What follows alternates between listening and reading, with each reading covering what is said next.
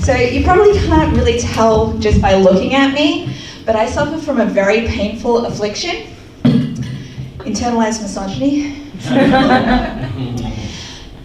Anecdotal evidence would suggest that it stems from being raised Catholic, living in the United States, and marrying an incel who wished he could have taken my virginity. Hi, I am Dominica May.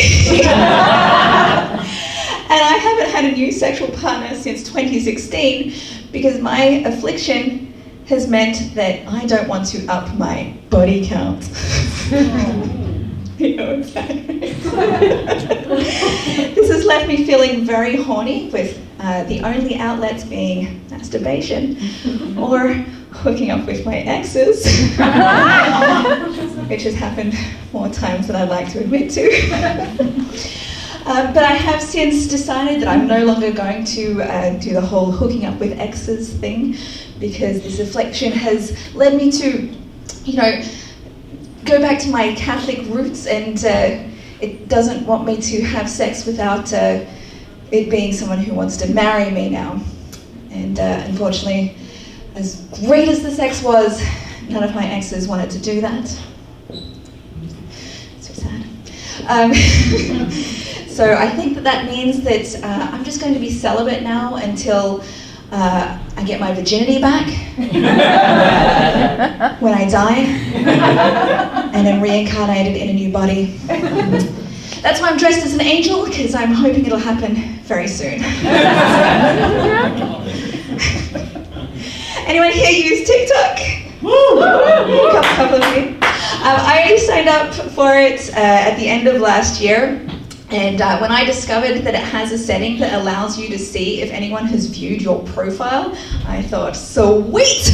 Because I've always wanted to know who might be stalking my Instagram. So I turned that setting on immediately. I also thought it would have the added benefit of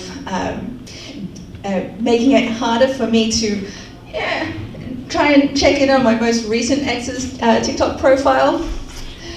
You never know who might have that setting on, and I didn't want him to think that I might be stalking him online.